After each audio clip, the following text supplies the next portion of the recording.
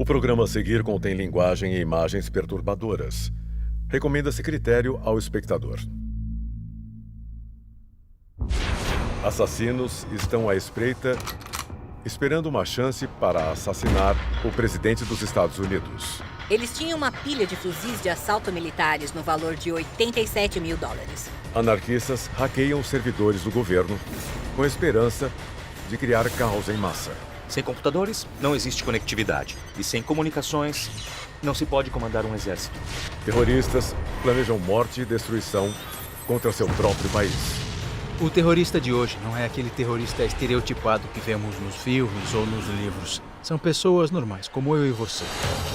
Neste exato momento, inimigos tanto internacionais quanto nacionais fazem planos para atacar os Estados Unidos da América. A nação mais poderosa do mundo é mais vulnerável do que imaginamos? Existem tantas ameaças que daria para preencher o New York Times todos os dias. Há quem acredite na existência de um livro. Um livro que contém os segredos mais sigilosamente guardados dos Estados Unidos da América. Um livro cuja própria existência é conhecida por poucas pessoas. Mas se esse livro existe, o que ele contém? Programas secretos? Táticas secretas? Alianças secretas? Será que ele existe? Um livro dos segredos dos Estados Unidos? –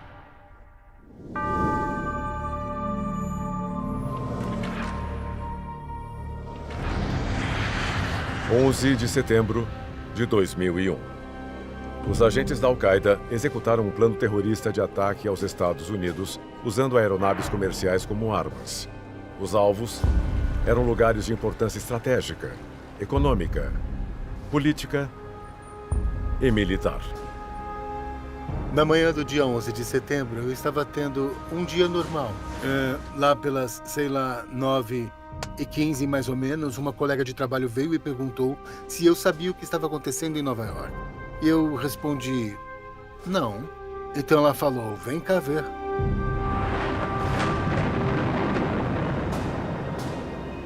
Estávamos vendo o que acontecia em Nova York naquele momento, então sabíamos que era grave.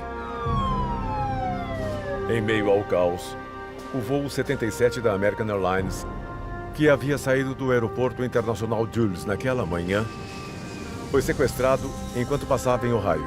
Quem estava no quartel-general do país não podia prever que o Boeing 757 estava indo direto para o Pentágono. Ao se aproximar do Pentágono, o avião deu um 360 completo. Ele sobrevoou o Pentágono, dando uma volta completa ao seu redor enquanto descia. Assim que passei pela porta do meu escritório, ouvi um estrondo, que foi um pouco baixo, durante alguns segundos. E depois, os lustres da sala começaram a vibrar. Às 9h37, o avião, transportando 6 tripulantes, 53 passageiros e 5 sequestradores, caiu sobre o lado oeste do Pentágono. A aeronave colidiu a aproximadamente 850 km por hora. Como carregava milhares de litros de combustível, explodiu com o impacto.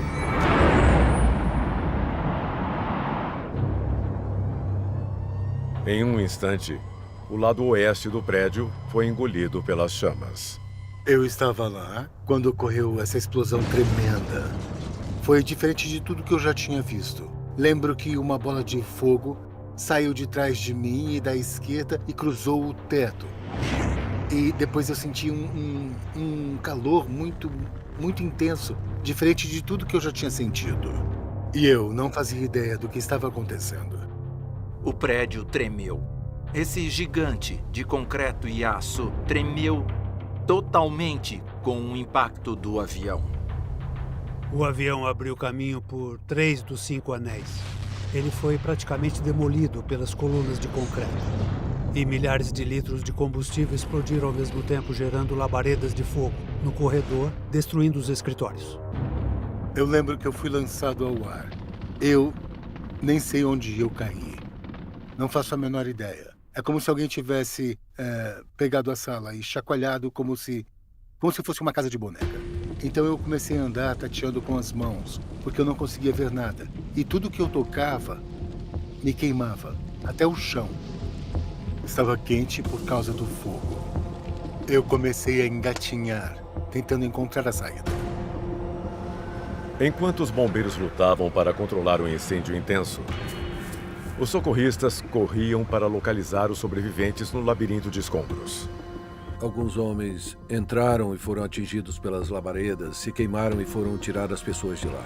Uma mulher estava segura e entrou de novo para pegar as pessoas e se queimou. Ela engatinhou com gente segurando as pernas dela. Outras pessoas foram vistas batendo no vidro para tentar sair e entraram para tentar ajudá-las, mas não havia ferramentas suficientes e usaram as próprias mãos. O secretário Rumsfeld andou até o outro lado do prédio, não se importando com a sua segurança, e ajudou a pegar as macas. E isso foi muito extraordinário. Foi uma das melhores imagens do mundo. Eu vi os funcionários que haviam saído e depois eles voltaram para resgatar seus colegas. E em muitos casos eles só tinham que gritar: "Siga a minha voz", porque ninguém enxergava nada. E uma voz disse: "Saia por aquela porta específica que está na outra ponta da sala." E eu não sei ao certo onde eu estava naquele momento, mas eu comecei a engatinhar em direção à voz. E eu sabia que estava indo na direção certa porque quanto mais eu engatinhava, menos ficava quente. Então eu engatinhei até que saí primeiro com a cabeça. Aí eu virei à direita e fui andando por todos os corredores pequenos e tudo mais até sair no corredor maior. Eu estava com 5 pessoas e eu sou o único sobrevivente. Os bombeiros e socorristas lutavam contra a fumaça pesada e calor intenso, quando deram início à busca por aproximadamente 800 pessoas desaparecidas que trabalhavam naquela parte. Foi muito difícil apagar esse incêndio por causa da estrutura incomum do prédio do Pentágono, que é largo e baixo. Durante horas, o incêndio em muitas partes do prédio foi mais quente do que os equipamentos dos bombeiros são projetados para suportar. É geralmente muito fácil convencer as pessoas a sair de um prédio em chamas e ficar longe, mas no Pentágono, os bombeiros encontraram muitos oficiais e membros que estavam determinados a voltar. Eles encararam aquilo como se fosse uma guerra. Se os bombeiros-chefes tivessem o comando, teriam ordenado a saída de todos do centro de comando militar, mas acabaram ficando num pequeno impasse com os oficiais que falaram: "Nós não vamos sair, o país está sob ataque. É imperativo manter essa parte do Pentágono em operação." Então os bombeiros tiveram que fazer uma coisa que eles não estavam acostumados, que foi apagar o fogo em uma parte do prédio enquanto mantinham a outra parte do prédio em operação. Mas era tão arriscado assim ficar dentro do prédio? E que perigos a destruição realmente apresentava à segurança nacional? Apenas alguns conheciam a verdadeira extensão dos danos causados pelo ataque. O escritório do Estado-Maior do Exército e o Centro de Comando da Marinha, instalações importantes de inteligência, foram totalmente destruídos pela fuselagem. O Centro de Comando Militar Nacional ficou inteiro, mas corria o risco de ficar inoperante por causa das ameaças das chamas. Para piorar, uma mudança climática transformou o incêndio numa ameaça ainda maior. Os bombeiros-chefes correram para posicionar bombeiros no topo, no telhado do Pentágono. Então, em um esforço coletivo, eles tentaram apagar o fogo no telhado, porque naquele instante aquilo tinha se tornado uma questão de segurança nacional. O incêndio se alastrava em direção aos equipamentos de satélite e computadores no telhado. Se continuassem assim, o Pentágono perderia a comunicação vital com as tropas e comandantes espalhados no mundo todo. Mas como um ataque como o 11 de setembro poderia afetar as operações militares ultra-secretas do Pentágono? O Centro de Comando Militar Nacional é uma caixa de aço, onde se encontram todas as comunicações vitais com o mundo todo. E é operado pelos funcionários o tempo todo, o ano inteiro. E desse centro de comando, o presidente dos Estados Unidos recebe, assim como o secretário de Defesa, as informações da crise enfrentada no momento. Apenas o presidente e o secretário podem tomar decisões. O sistema precisava continuar funcionando para manter o exército norte-americano em operação, e coisas como o sistema de resfriamento do Pentágono, o sistema elétrico. Se o fogo interferisse nessas coisas, a primeira consequência seria o desligamento de todos os computadores. Sem computadores, não existe conectividade. E sem comunicações, não se pode comandar um exército. As pessoas dos centros de operações perceberam que precisavam manter a pressão da água no prédio para que o corpo de bombeiro conseguisse combater o fogo. E algumas pessoas dos centros de operações arriscaram a vida para fechar os canos, mesmo com as fumaças dominando algumas áreas, e para manter os centros de comando operando apesar dos perigos do fogo e da fumaça. Quando a fumaça se dissipou, 189 vidas foram perdidas e centenas de pessoas ficaram machucadas. Nunca mais o Pentágono e os Estados Unidos seriam os mesmos. –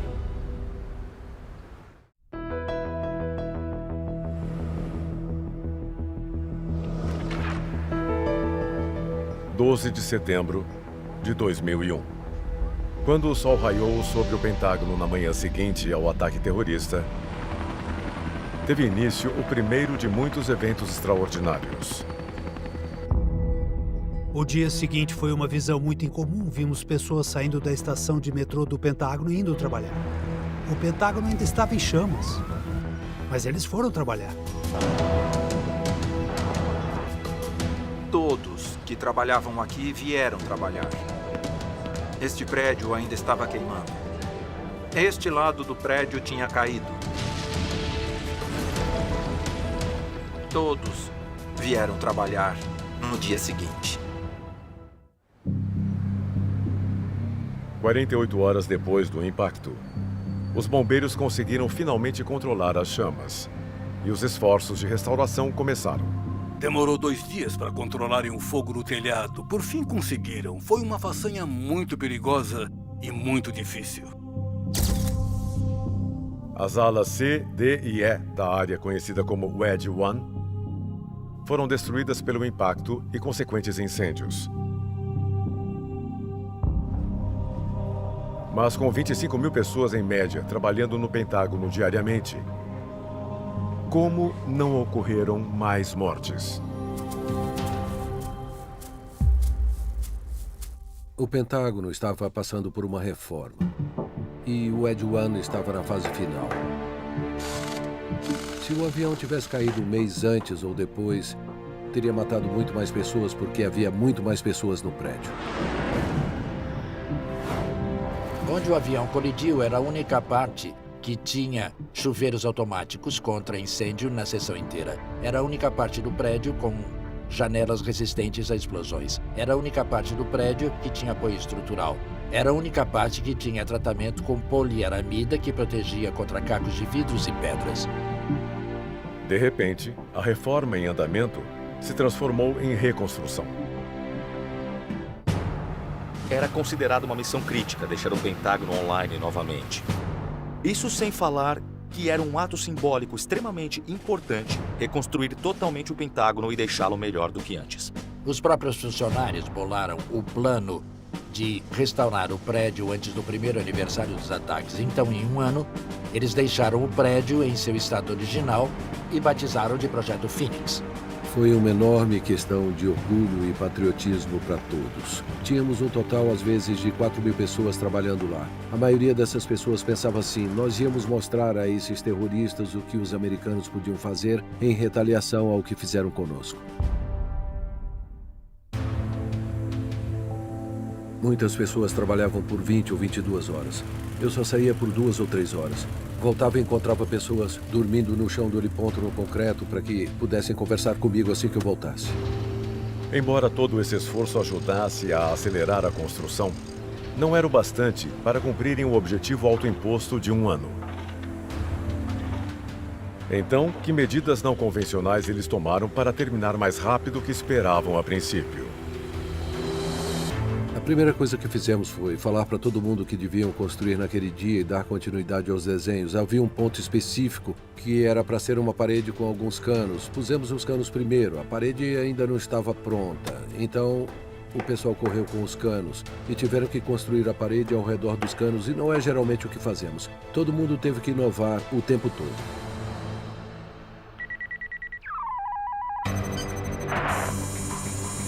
Além dos reparos no prédio, novas medidas de segurança foram também acrescentadas para evitar ou ao menos fornecer mais proteção aos funcionários do Pentágono em caso de um ataque semelhante ou pior. Mudamos a Rota 110 mais para o leste. Reforçamos o lado oeste do prédio. Fizemos um releixo e um muro contra explosões. Importante dizer que tomamos outras medidas de defesa para proteger o prédio. E se um avião entrar no espaço aéreo restrito e for considerado inimigo, acho que ele não chega perto do prédio. Com certeza foram incorporadas novas medidas de segurança no prédio. Muitas não são públicas e não deveriam ser, porque poderiam dar ideias aos terroristas sobre como atacar o Pentágono novamente. O que podemos ver no Pentágono é o efeito direto do que ocorreu em 11 de setembro de 2001. E a realidade é que existem pessoas más, que podem causar grandes danos. Dentro do Pentágono, a reconstrução também se estendeu para outras áreas do prédio. Áreas escondidas do público e construídas com especificações ultra-secretas. Existem várias áreas de apoio à missão, inclusive os centros de operação e os próprios espaços públicos. É só onde eu posso entrar. Nem sempre sabemos dessas áreas. E se soubéssemos, provavelmente não poderíamos contar tudo sobre elas. As reformas na Wedge One cobriram uma área de 93 mil metros quadrados. Dentre as melhorias, estavam janelas resistentes a explosões e uma nova infraestrutura de comunicações. O projeto Phoenix terminou um mês antes do prazo. Um final adequado para o que é globalmente considerado o projeto de reconstrução mais incrível da história. Nós, na verdade, reconstruímos o prédio e voltamos a trabalhar no dia 11 de setembro de 2002. Eu acho que não existe uma pessoa que trabalhou no local que não diria que foi a coisa mais importante, pelo menos na sua carreira. O Memorial do Pentágono. Reservamos este local em memória dos eventos do 11 de setembro de 2001. Este local atrás de mim é onde ocorreu a colisão. E, obviamente, vemos o bloco de calcário preto, com as inscrições do dia fatídico, que foi assentado após a conclusão do projeto Phoenix exatamente um ano depois, em 11 de setembro de 2002. A seguir, nenhum outro cargo na história do mundo moderno tem esse índice tão alto de assassinatos e tentativas de assassinatos quanto o do presidente. Existem tantas ameaças que daria para preencher o New York Times todos os dias. –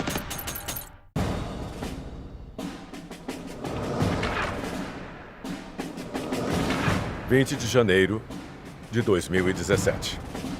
Washington, D.C. Donald Trump se dirigiu até o prédio do Capitólio para tomar posse como 45º presidente dos Estados Unidos. O evento reuniu uma multidão de aproximadamente 600 mil simpatizantes, ansiosos para ver a pessoa mais poderosa do mundo. Mas estrategicamente posicionados no meio dessa multidão estavam os seguranças do presidente, os homens e as mulheres do serviço secreto. Em todas as posses existe a ameaça de que o presidente pode ser alvo de assassinato. O serviço secreto vasculhou todos os prédios, fechou todas as aberturas de bueiros da Avenida Pensilvânia para impedir a instalação de explosivos. Também removeu todas as caixas de correio do caminho onde bombas poderiam ser postas. O codinome do serviço secreto para o presidente Trump é Magnata. Ele foi até o Capitólio com uma limusine Cadillac fortemente armada, também conhecida como a Fera. Ela foi projetada para resistir a tudo, desde explosivos convencionais e projéteis até radiação e ataques biológicos. Mas será que o presidente está a salvo se alguém quiser de fato fazer algum mal a ele? Existia um escudo de 360 graus de proteção a ele, acima, abaixo e dos lados e protegeu até a multidão presente na cerimônia de posse. Todos os recursos disponíveis do serviço secreto foram usados para proteger o ambiente. Ao subir na tribuna, o comandante em chefe contava com a proteção de vidro à prova de bala. Um lembrete visível de que o presidente dos Estados Unidos é o maior alvo de radicais políticos, tanto nacionais quanto internacionais. Até na Casa Branca, o presidente é constantemente protegido por vários níveis de segurança. Normalmente, queremos ter uma estrutura que chamamos de blindada. Uma estrutura que é, na verdade, construída para resistir a alguém atirando com um fuzil na Casa Branca, ou alguém tentando entrar com qualquer tipo de explosivo ou outro tipo de ameaça ao prédio.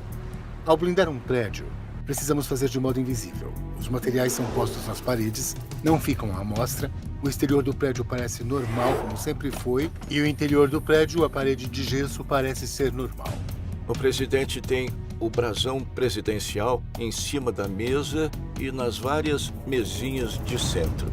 E ao virá-lo, soa um alarme que aciona os agentes do serviço secreto. Olha, existem tantas ameaças todos os dias e semanas contra todos os presidentes que ocupam o Salão Oval que daria para preencher o New York Times todos os dias. 43 homens foram presidentes.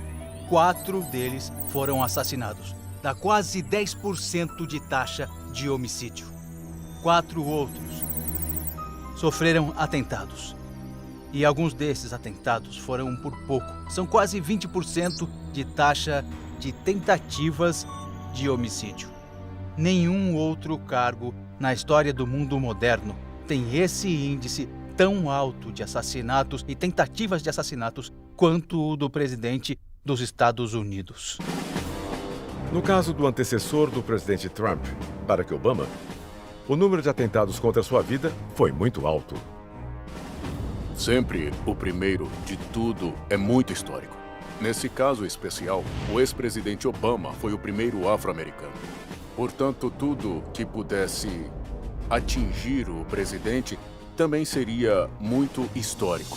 Quando Obama foi nomeado no verão de 2008 na Convenção Nacional Democrática em Denver, os skinheads se organizaram para matá-lo. Em outubro daquele ano, houve outro atentado dos skinheads em Tennessee com o objetivo de matar Obama. Certo homem de Maine iria detonar uma bomba suja na cerimônia de posse.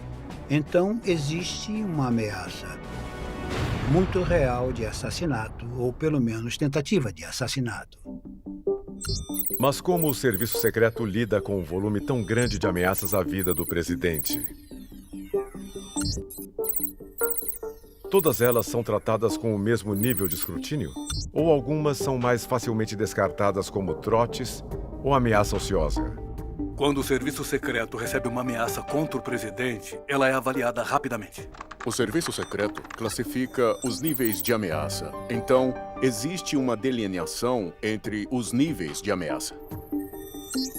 Indivíduos de classe 1 e classe 2 são considerados os menos prováveis ou menos capazes de realizar seus planos. Mas os de classe 3 são considerados os mais perigosos. Uma pessoa de classe 3 é uma pessoa que tem histórico militar, talvez familiaridade com armas e modos de executar essa ameaça. Ela tem o desejo e a capacidade de planejar e executar. Essa pessoa representa um perigo extremo ao presidente e nós a observamos de perto. Fort Stewart, Georgia, agosto de 2012. Foram detidos 4 soldados do exército americano, membros de um grupo terrorista denominado FEAR, sigla inglesa que significa sempre resistindo, sempre prontos. As intenções e objetivos do grupo FEAR eram derrubar o governo, inclusive assassinar o presidente dos Estados Unidos. E, pelo que as provas mostraram, não era mera ameaça. Eles tinham comprado e guardado uma pilha de fuzis de assalto militares no valor de $87 mil. Tinham milhares de munições. Tannerite, que é um explosivo. Além do treinamento militar, eles estavam praticando, tiro ao alvo. Alguns membros dessa organização eram francos atiradores treinados pelo governo americano. O cérebro por trás do grupo anarquista era um soldado ativo do exército americano de nome Isaac Agigi. Ele recrutava membros do posto militar de Fort Stewart, Georgia. Eles se viam como os verdadeiros patriotas que deveriam assassinar o presidente. Os anarquistas querem derrubar os governos e cuidar das massas. A pessoa acha que vai ser um herói que está fazendo a vontade do povo, porque os outros têm medo de fazer isso. Desde a prisão de Agigi, mais 5 membros dessa milícia secreta também foram detidos. Mas será que isso realmente indica que o grupo FEAR não representa mais uma ameaça? Ainda podem existir membros desse grupo em liberdade. As especificidades do que sabemos ainda não foram divulgadas. A história nos mostrou que uma pessoa que não tem treinamento e experiência pode atacar o presidente dos Estados Unidos. Quando há o envolvimento de soldados treinados, que são inteligentes e têm experiência de combate, essa ameaça, então, é claramente muito real. É realmente possível proteger o presidente dos Estados Unidos? Os métodos do serviço secreto são tão modernos e infalíveis que podemos descansar sem nos preocuparmos se o comandante em chefe corre risco? Alguns acreditam que a preocupação maior não é com a segurança do presidente, mas sim com o poder do presidente, principalmente ao considerar a capacidade do comandante em chefe de impor a lei marcial. A seguir. O presidente fez um decreto presidencial que parece permitir que o executivo se aposse do que quiser em uma situação de emergência. E, de repente, temos um exército permanente nos Estados Unidos. –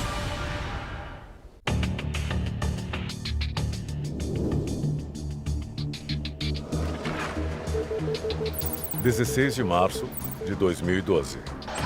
Washington, D.C. O presidente Barack Obama assinou o decreto presidencial de preparação de recursos de defesa nacional. Para muitos norte-americanos, o decreto passou praticamente despercebido. Mas para alguns, esse decreto foi tanto perturbador quanto alarmante. O presidente fez um decreto presidencial que parece permitir que o executivo se aposse do que ele quiser em uma situação de emergência, para usar para proteger os bens de defesa dos Estados Unidos. Em outras palavras, isso se aplica ao que chamamos de base industrial de defesa. Todas as empresas privadas que trabalham com o governo. O governo pode dizer para a pessoa onde ela vai trabalhar, o que ela vai fazer e como vai fazer. É bem desse jeito, se for tudo executado. Então perguntamos, bom, como eles vão ordenar isso? Existem 314 milhões de norte-americanos. Como eles vão impor isso? Ora, é simples. É só militarizar a polícia. E, de repente, temos um exército permanente nos Estados Unidos. É possível que o governo dos Estados Unidos esteja se preparando secretamente para usar a ameaça de um ataque nuclear ou desastre natural para decretar lei marcial? Ele pode realmente eliminar as liberdades básicas e controlar todas as armas, materiais de sobrevivência, equipamentos e suprimentos? O que isso está dizendo é que, se houver declaração de guerra, o executivo e a administração terão controle direto sobre os setores importantes da economia norte-americana. Se você for uma refinaria de petróleo e o governo disser que precisa de petróleo e gasolina para a máquina de guerra, então as bombas de gasolina nos postos vão secar. A redação do decreto presidencial é bem clara. Dá ao presidente a autoridade de usar os recursos dessas empresas para proteger a segurança nacional em uma emergência. Em toda a história dos Estados Unidos, a lei marcial foi em poucos casos declarada formalmente. Muitos acreditam, no entanto, que em 2005, uma versão dela foi empregada em consequência do furacão Katrina, quando uma suposta ordem declarada aos policiais os autorizava a atirar em saqueadores. Mas agora, no mundo tecnologicamente avançado de hoje, o fantasma de um governo federal todo-poderoso declarar lei marcial assume um novo significado. Principalmente ao considerarmos a capacidade de o presidente apertar o chamado botão de interrupção de internet. A ideia de um botão de interrupção de internet existe desde quando a internet se disseminou na década de 1970. E certamente pode ser possível se desligar as máquinas de provedores essenciais ou simplesmente fazer ataques de negação de serviços disseminados nos principais centros de internet. E para uma agência de segurança nacional que tem poder computacional para fazer isso, ela pode desligar a internet ao simplesmente impossibilitar o seu uso. Um documento secreto que veio a público por causa de um dos vazamentos do Edward Snowden descreve muito precisamente sobre quais critérios e como o Poder Executivo declarará que certo ponto de conexão no sistema de comunicações ou certo conjunto de servidores estão criticamente danificados e, portanto, por um período curto, ficarão sob o controle do governo. Mas o que poderia acontecer se a rede de computadores da nação de repente ficasse comprometida? O governo está preparado para superar um desastre digital. Um inimigo pode realmente subjugar a economia e a infraestrutura americana ao apertar apenas um botão? A seguir. O Departamento de Segurança Interna tem a tarefa de proteger os sistemas de computação do governo federal de cyberataques. Se desligar a rede elétrica, então não haverá transporte nem comida. –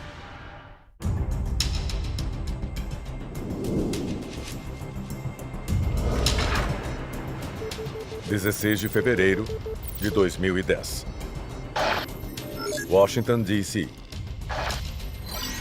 O Cyber Shockwave, um cyberataque simulado nos Estados Unidos, começou a atacar os computadores das autoridades-chave do governo.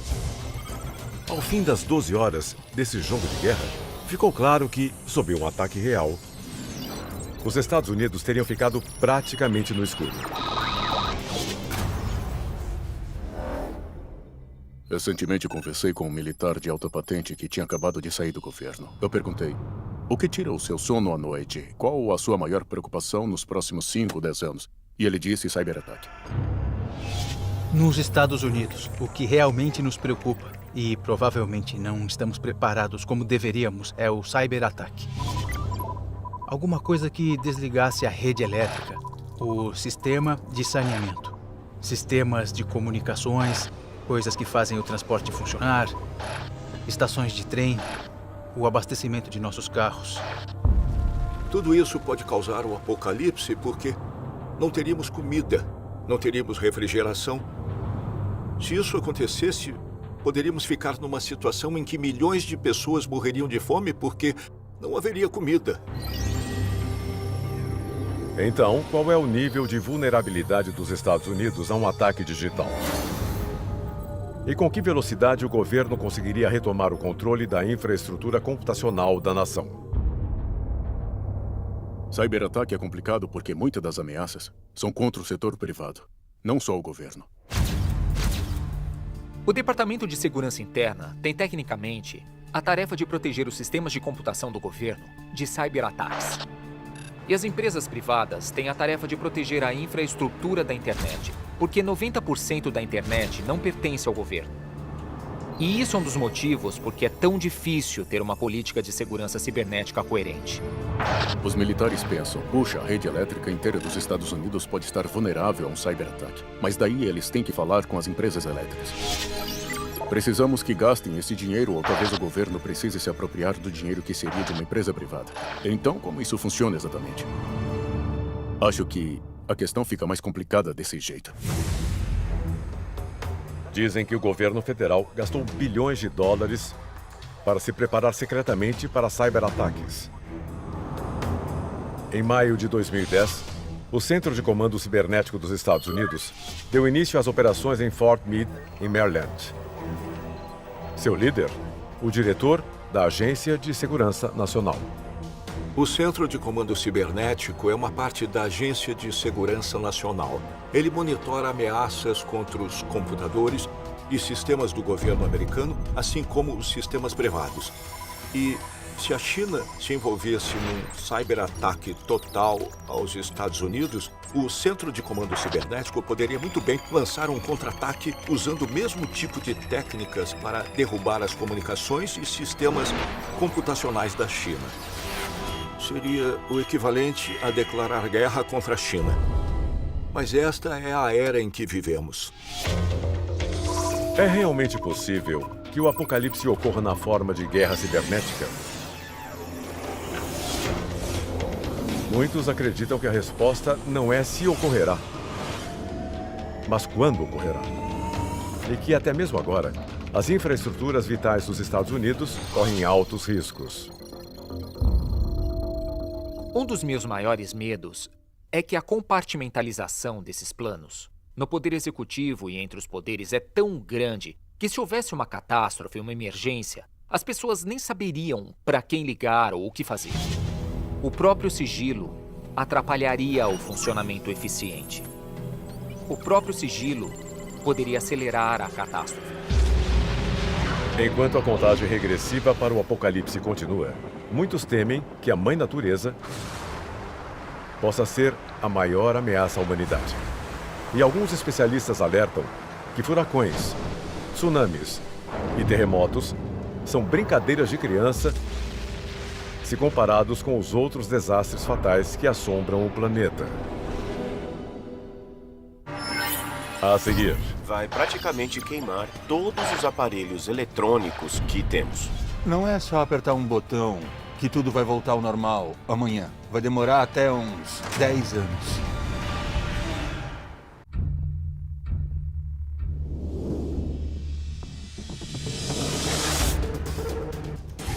– 20 de julho de 2009. Washington, D.C.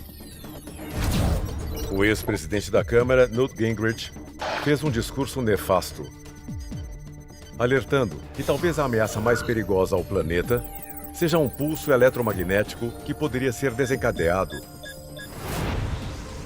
por uma erupção solar ou uma explosão nuclear no espaço sideral. Em outras palavras mais simples, se uma bomba nuclear e explodir na nossa estratosfera, ela emitirá uma onda de rádio de milhões e milhões de volts de energia para a atmosfera. E vai praticamente queimar todos os aparelhos eletrônicos que temos. Então, tudo que temos que faz o nosso mundo girar, desde celulares até o carro, tudo vai parar em um instante.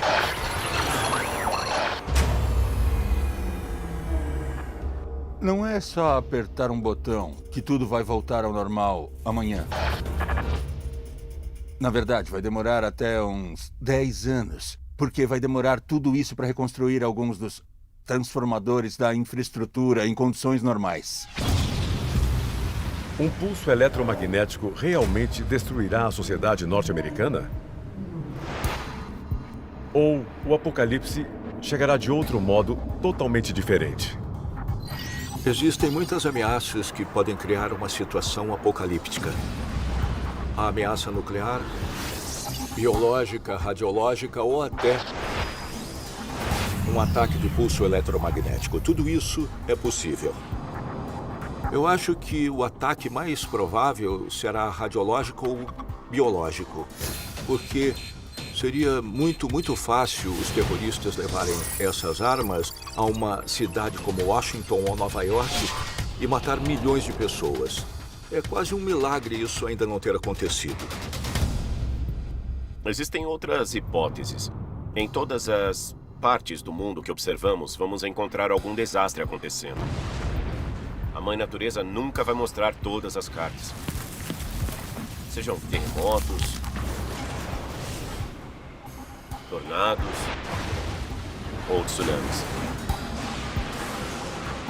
Coisas que não conseguimos controlar. É isso que eu mais temo.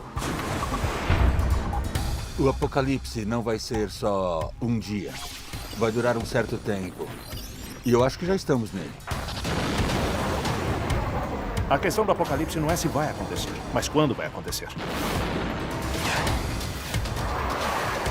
E vai acontecer no piscar de olhos. E quando acontecer, os políticos vão querer se proteger.